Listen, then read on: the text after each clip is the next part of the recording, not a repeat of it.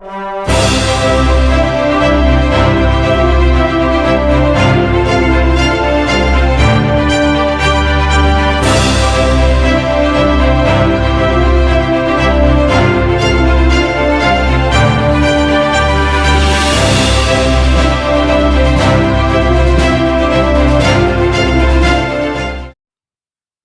pada zaman dahulu kala, ada seorang raja yang dikenal sangat bijaksana.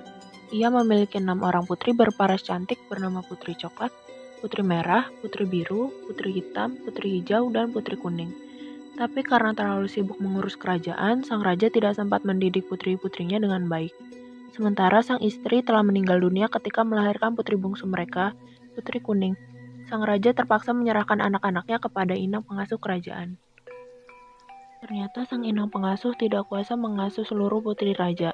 Hanya si bungsulah yang berhasil dididik dengan baik hingga menjadi anak yang selalu riang, ramah, dan memiliki budi pekerti yang baik. Sementara kakak-kakaknya tumbuh menjadi anak manja dan nakal. Mereka tidak mau belajar dan membantu sang raja. Tiap hari, kakak-kakak Putri Kuning kerjaannya hanya bermain atau bertengkar memperebutkan sesuatu. Suatu hari, sang raja hendak berkunjung ke kerajaan lain dalam rangka menjalin silaturahmi. Untuk itu, ia mengumpulkan seluruh putri-putrinya. Wahai anak-anakku, kemarilah.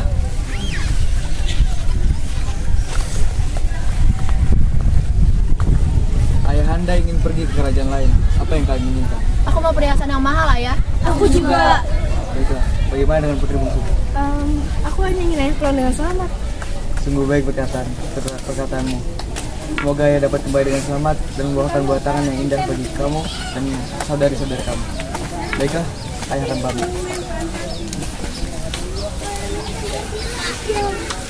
Setelah sang raja pergi, kelakuan anak-anaknya malah menjadi semakin nakal dan malas.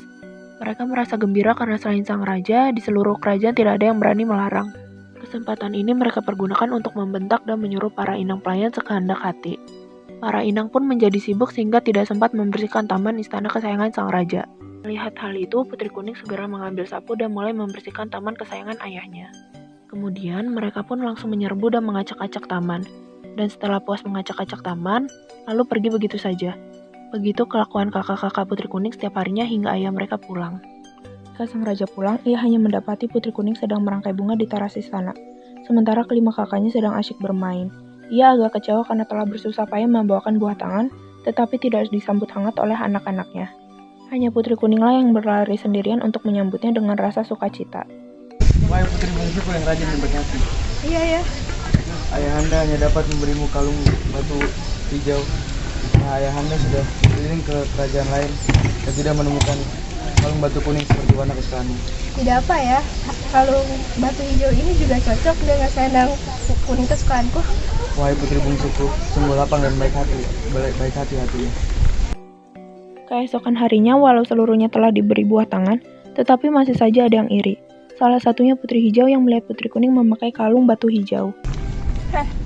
Kalung hijau itu seharusnya punyaku, karena itu sama dengan warna selendangku. Kenapa bisa di lehermu? Ayah memberikan ini kepadaku, bukan kepadamu. Putri Hijau tidak menerima penjelasan Putri Kuning. Dia segera berlari pergi menemui saudari-saudarinya yang lain. Aku licik. Kalung hijau yang dia pakai itu seharusnya punyaku, tapi dia mengambilnya dari saku ayah. Kok bisa? Banget sih si Kuning. Kita harus beri dia pelajaran. Ya walau dia anak kesayangannya ayah, nggak seharusnya dia merampas hak milik orang lain dong. Betul, bagaimana kalau kita rampas kalung itu dan lenyapkan si Kuning? Gimana caranya? Kalau misalnya ayah tahu, ayah bakal marah dan mengusir kita dari kerajaan. Tenang, Aku sudah punya rencana. Putri Hijau berencana untuk merampas kalung itu dari tangan Putri Kuning lalu meracuninya melalui minuman. Putri Merah pun meminta air minum kepada pelayan istana. meminta minum. Putri Hijau segera memasukkan racun ke dalam air minum tersebut dan memberikan air tersebut kepada Putri Kuning yang sedang menyapu halaman.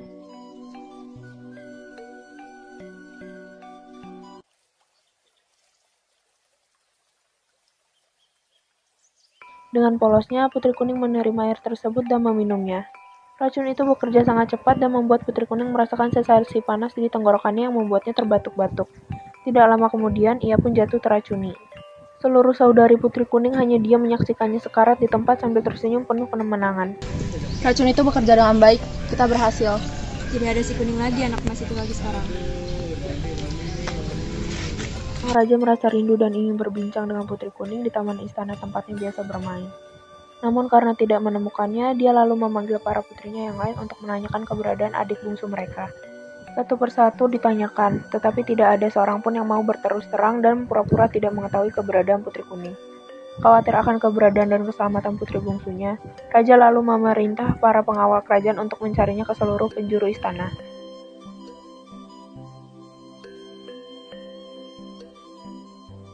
Pencarian Putri Kuning berlangsung selama berhari-hari hingga berminggu-minggu di seluruh penjuru istana.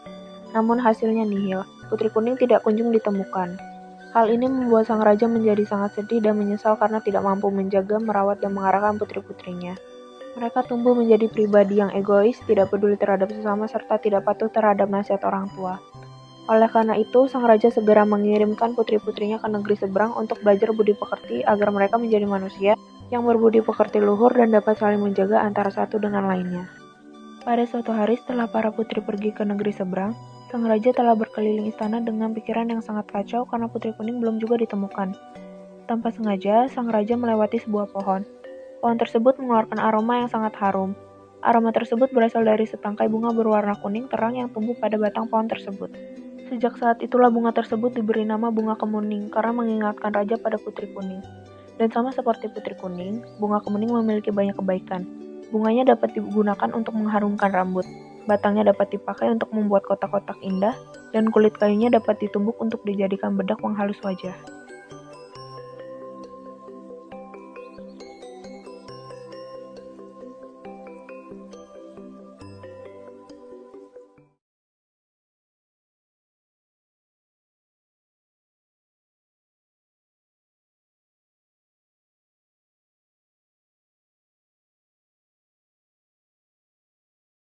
Satu and action.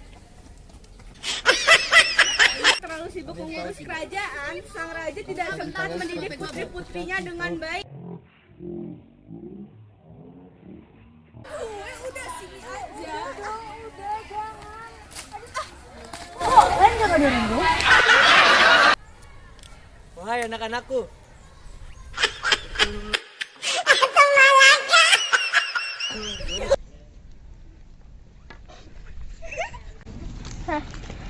Kalung hijau milikmu. Memakai kalung batu hijau.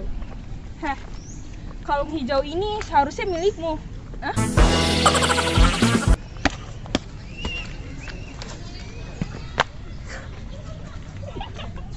Lupa di dalamnya.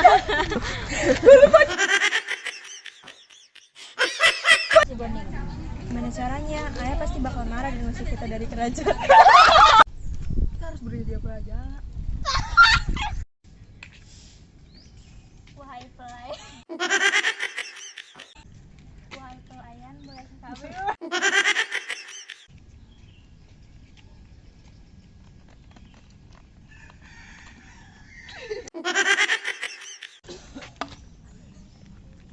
Putri Kuning meminum, terus ditutup botolnya nggak dikasih. Itu Adam khawatir terus memerintah Adel. Ada gue ya? Iya. oh iya. Ajam ngomong. Tanaman ini mengingatkanku tentang selendang. Mirip jangan ini.